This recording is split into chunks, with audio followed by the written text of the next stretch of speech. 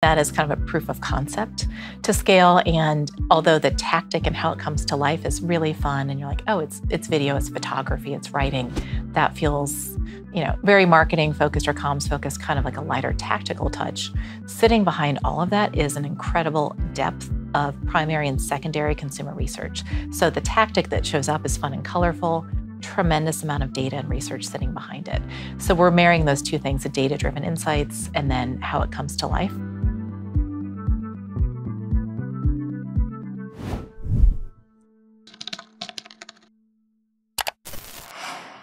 Hello, healthcare. As the needs and expectations of the healthcare consumers have been changing and shifting, so have the expectations of healthcare marketers. From managing and balancing the needs and expectations of internal staff to external patients, the role and responsibilities of today's healthcare marketers have increased tremendously. Joining me today to discuss how healthcare marketers' roles are evolving is Christine Albert. She is the Chief Experience Officer at LCMC Health. Welcome, Christine. Thanks. I'm glad to be here. Christine, you're the first Chief Experience Officer that I've had the opportunity to speak with. Tell me a little bit about what that role is and what you do. Be happy to. So Chief Experience Officer, as we're talking about today, is the perfect example of how marketing and communication roles are expanding.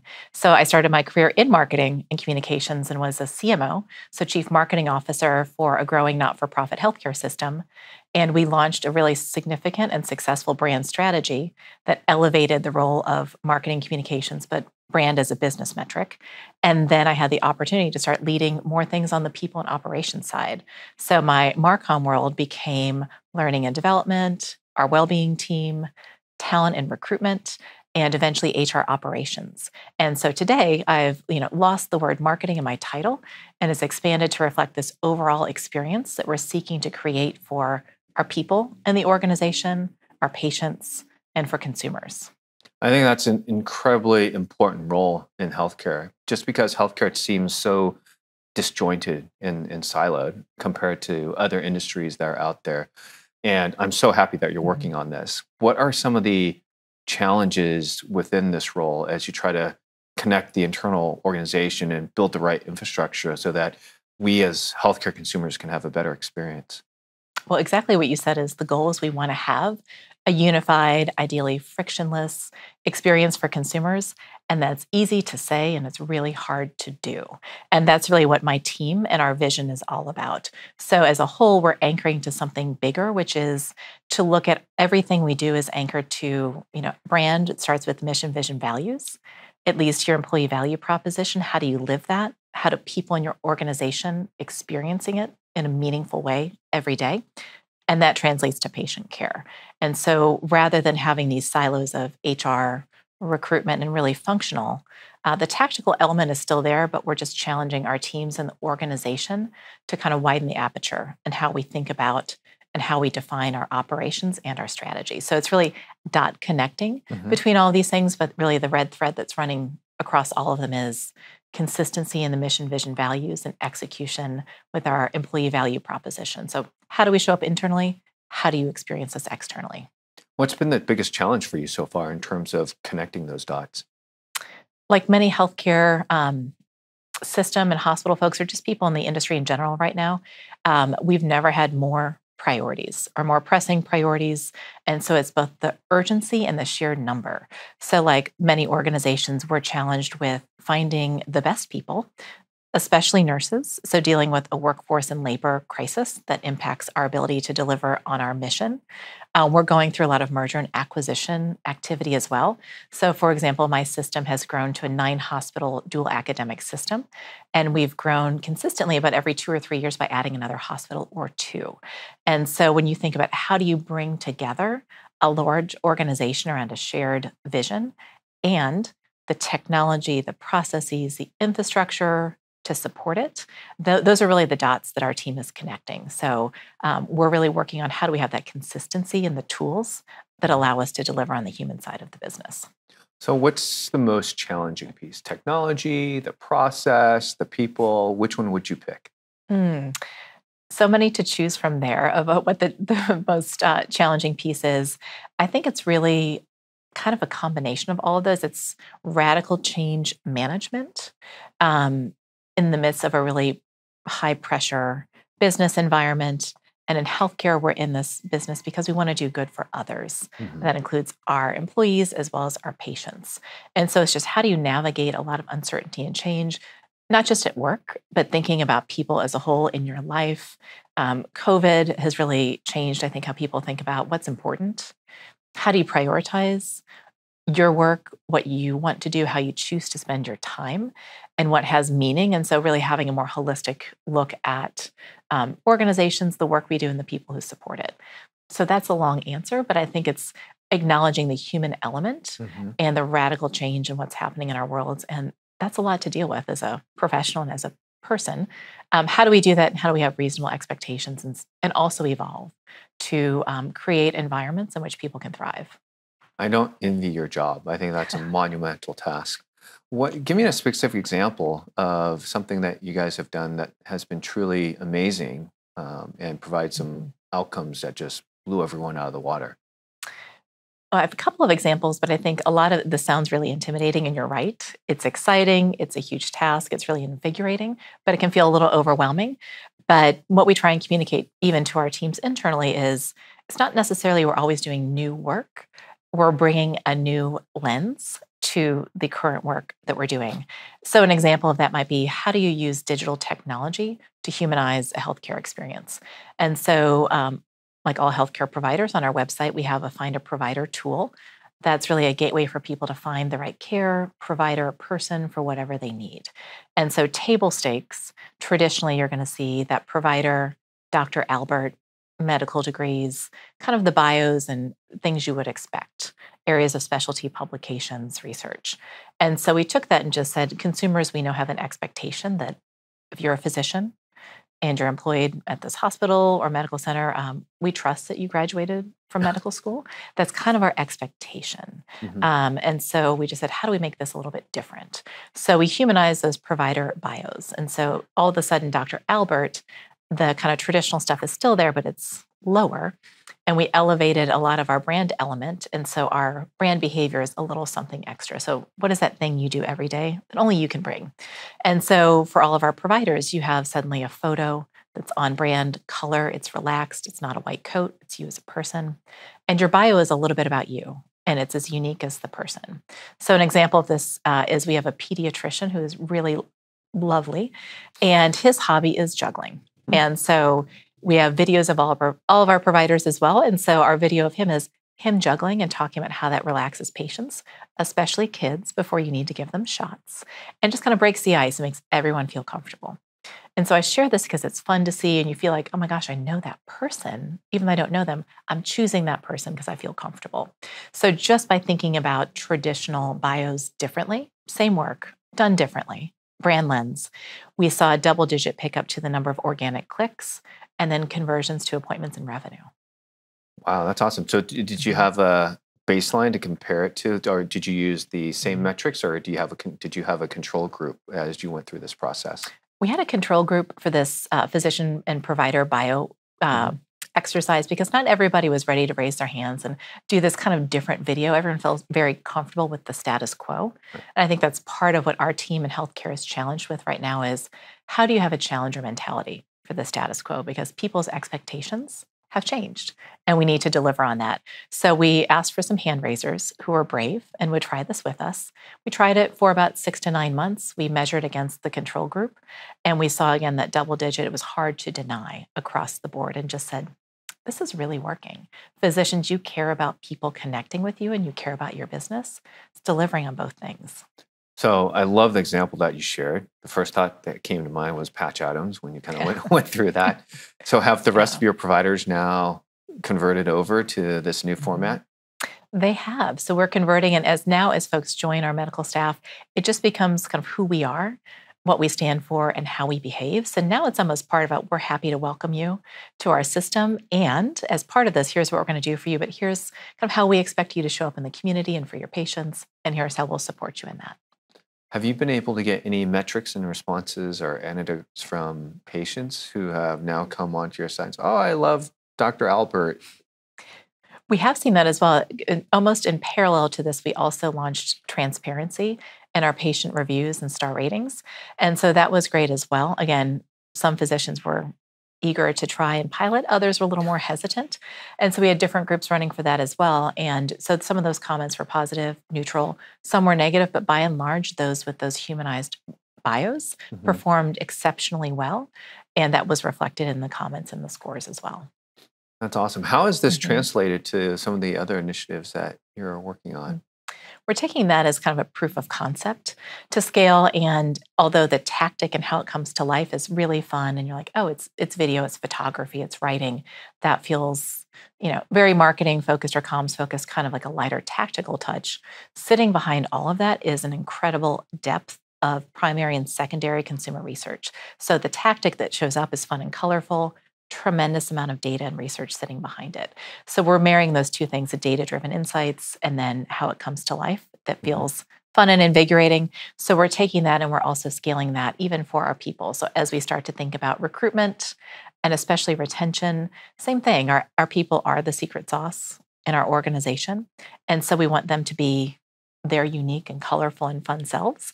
And being an organization that's based in New Orleans, we've got a really vibrant culture. We tend to have some really fun people and some fun characters. So we're embracing that. And so we're starting to highlight and elevate our people as well in a lot of our internal and external communications.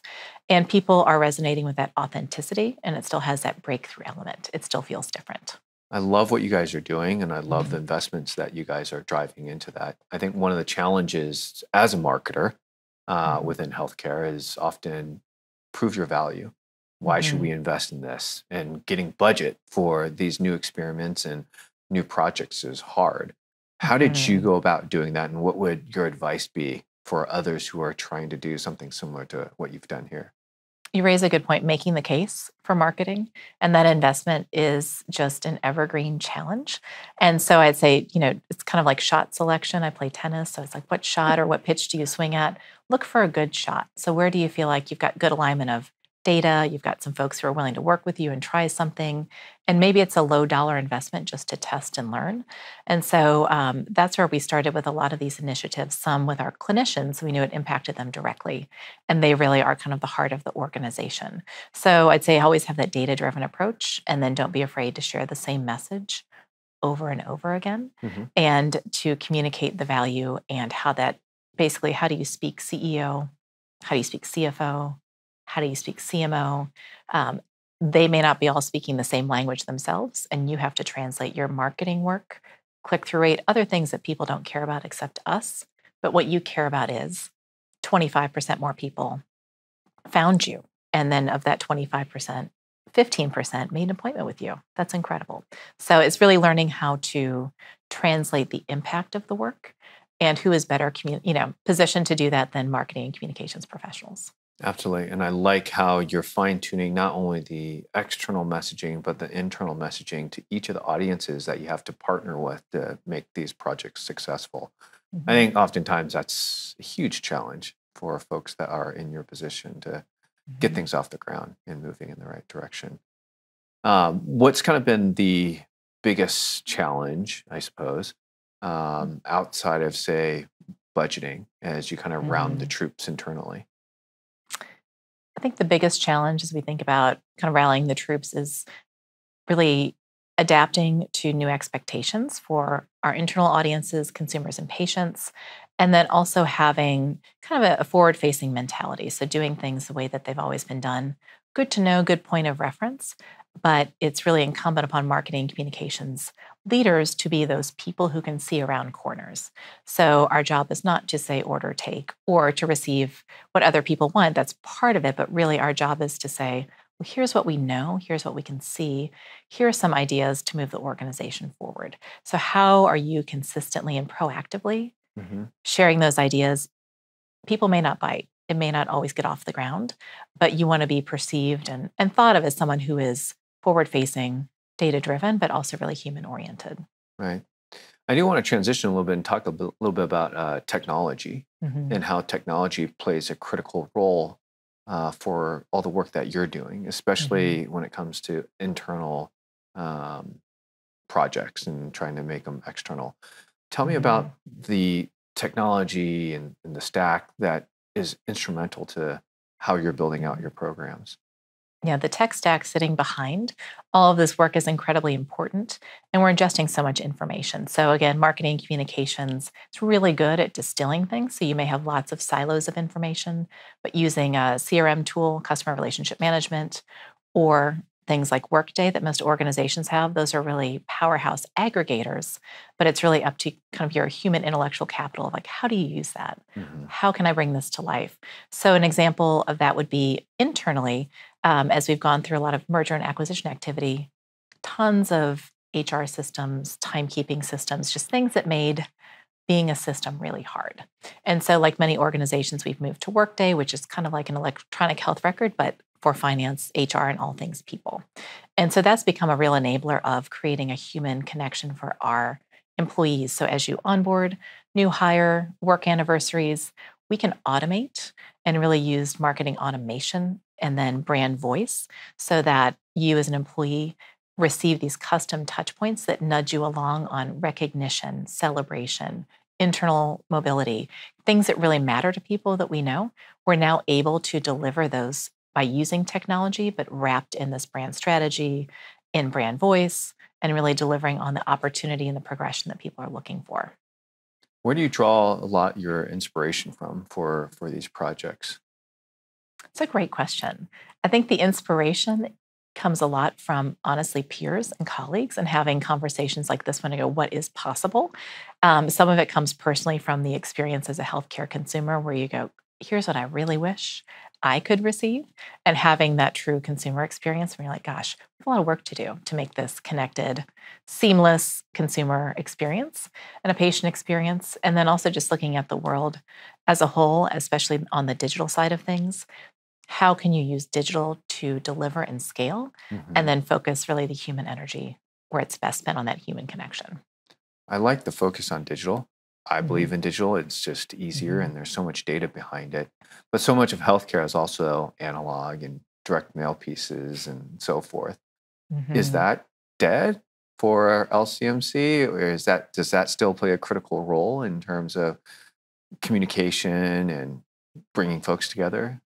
It's a great question of how do you balance digital, traditional, kind of all of these elements. And the thing that we're seeing is that you really have to balance them and then test and learn and see what's working. And it depends on the audience and the initiative. So, kind of a good non answer for you. But I'd say as things have moved more towards the digital side of delivery and audiences and how they prefer to be communicated with become more segmented, there is kind of a renewed efficacy of things like direct mail, for example. So you used to get a ton of junk mail, and then your email became your junk mail. Mhm. And now, when you send very customized or direct things via a hard copy, oftentimes people respond to it. So it's interesting to see this kind of full circle. And again, it really depends on the audience and what they're looking for. But all of these touch points have a reinforcing effect. So you're seeing and feeling it a variety of ways. That makes a lot of sense. And yeah, what's old is new is and so forth. It's kind of the Mhm. retro look, right? Exactly. So one of the things I'm also curious about is as you're going through this process, um, what are you hearing internally from these folks who have been part of the experience? What has their uh, feedback been? Do they want more? They want Mhm. less? Is this too hard? Wrong direction? Right direction? It's a great question. The feedback varies. And I'll be honest, having that status quo kind of challenger mentality that I think is so important for marketing and communications leaders is to be forward facing. You're going to have friction. And so you will have some supporters, you'll kind of have some agnostic folks, and then a lot of people saying, here's why you can't do it and here's why it won't work. Hmm. And I think you just have to have the confidence to make a good decision and to move forward and know that oftentimes our work is really impactful, but rarely will it impact clinical care, or rarely can you lose millions of dollars. So it's kind of those are the guardrails. So some things like testing email as a campaign tactic, it's a safe place to play. And so that's not to diminish the work we do, but it's also just to say what is the worst possible outcome that can happen if we try something new, and then not being afraid to start small and pilot. Sometimes it's just the getting started is the hardest part. And then oftentimes we found those folks who are not on board, it might be 6 months or a year later, and they're going, do you remember when I had that great idea? I'm so glad we did that. And you're like, yeah, that's a great idea. And it comes full circle. And then when people say back to you why it was such a good idea or why it worked, you're like, okay, terrific. And you're on to the next thing. How has this Yeah. impacted recruiting? I gotta say that's probably Mhm. refreshing for new physicians and medical staff that are coming on board to kind of see what you guys are putting in place. In terms of recruitment and the impact on that, we really are trying to stand out and do stand out, I think, from competitors and just in general. In the market, it's bright, it's fresh, it's human, it's lively. And so the brand is showing up really well.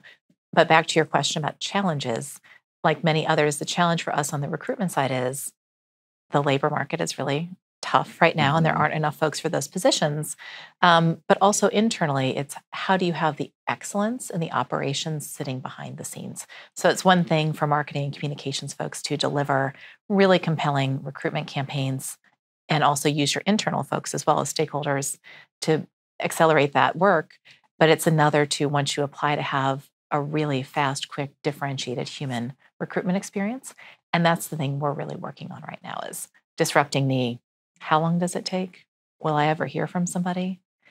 How quickly can we hire? And really making it a applicant first experience, not an Hmm. organization first experience. If you had to take a look at the healthcare landscape, who do you think is doing it right? Who has that experience kind of figured out?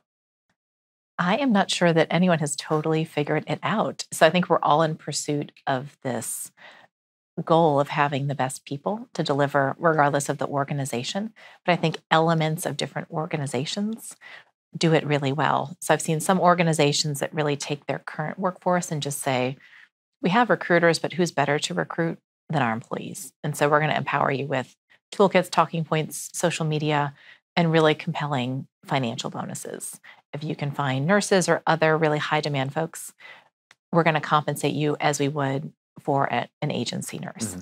And so I think that's really exciting to see how do you empower and enable everyone in the organization to create this culture of recruiting, and you're going to recruit people you want to work with. So that's an example of one organization or several I've heard of that have done that really well, and then others have done a great job of shortening that recruitment cycle of from application to offer it might be 2 weeks or less. That's incredible. Right. So you've definitely shared a lot of successes and great Mhm. examples. What are some of the things that you would advise folks who are trying to do the same thing? What are some gaps in, hey, watch this pitfall. Don't step in the same mess that I stepped into trying to make Mhm. this happen. What would some of that advice be? Yeah, I'd love to offer some advice for people to make new mistakes or find out new lessons learned the hard way and not retread what others already know. I think the key lesson for me has been to always trust, but validate. So everyone sees their side of, a beach ball. You can kind of see what's in front of you, but every person around that ball has a different perspective. So your chief nursing officer may have a different perspective than a frontline recruiter has a different perspective than your social media manager. We're trying to solve the same problem, Hmm. but how are we starting from the same place of understanding? And so it takes a little more time to collect that information. So it's a go slow so you can go fast. And so Hmm. for me, that's been a lesson learned to be like, well, you said we had this many positions open, but we're seeing something different here and we're seeing a lot of candidates flow in. So what's happening? So really having a good lay of the land situational analysis, again, Hmm. kind of that core foundation of marketing and communications work of where are we today and are we sure we know Hmm. where we are? Right. Because we need to know where we're going based on that. Right. So what's next at LCMC? What does utopia look like for you? How far away are you from that? We're in the constant pursuit of utopia, but we have really exciting things that are planned. And, we have a really strong brand and a mission, vision, values in place, but we haven't really done our employee value proposition work. So, how do we take that really strong mission, vision, values, that amazing brand that we have that people are so proud of? But now we have to bring it to life in a really meaningful way. So that's the work that's really making me excited. It's so purpose driven, but it also impacts all of our business Mhm. and the bottom line. So for us, it's taking that and making those things really real and tangible. So an example would be on those employee value propositions, what are we promising you as an employer? And then what are our expectations from you to us in this reciprocity? How do we Right. hold ourselves Right. accountable? So that starts to show up in things that are really meaningful in your everyday life, such as your total compensation, your benefits, your incentives are investing in you as a leader internal mobility, career progression, you as a person. So that's the work that really has me excited. We know from a lot of research that that's what employees are seeking and they want. They want to have this purpose-driven organization and role, but they need you to help deliver on that. So that's the work that we're starting. That's awesome. How far away do you think you are from achieving all of that? What a big question. I think realistically, to begin this, to start this work, to get folks on board, and then to have a lot of proof points, we're at day one and it's starting now. So every day we're going to have that progress. But I think it's probably a 3 to 5 year runway to really transform things that are within your system, really big scale. So you're talking about reimagining how you use things like tuition reimbursement or progression as an economic tool for people as well as your community. Those are really big ideas and they are really exciting, but it takes a minute to kind of work through the math and work through the policies and be sure that you viewed it from the lens of everyone and that it can really work. Right. Well, I'm excited about what y'all are working on. I can't wait to see it come to fruition, and I wish you the best of luck in achieving that.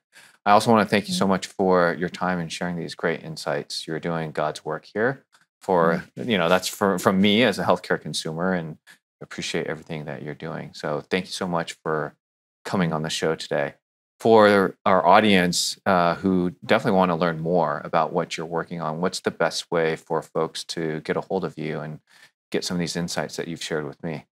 I would welcome the opportunity to connect with colleagues in any regard, because that's, I feel like, how you learn the most and have great exchange of ideas. And I'm on LinkedIn. So I'd welcome anybody who's interested in connecting personally to reach out via LinkedIn. And then if you just want to learn more about what we're doing as an organization, lcmchealth.org on our website and our social channels is where you'll see a lot of this brand and people magic come to life. Awesome.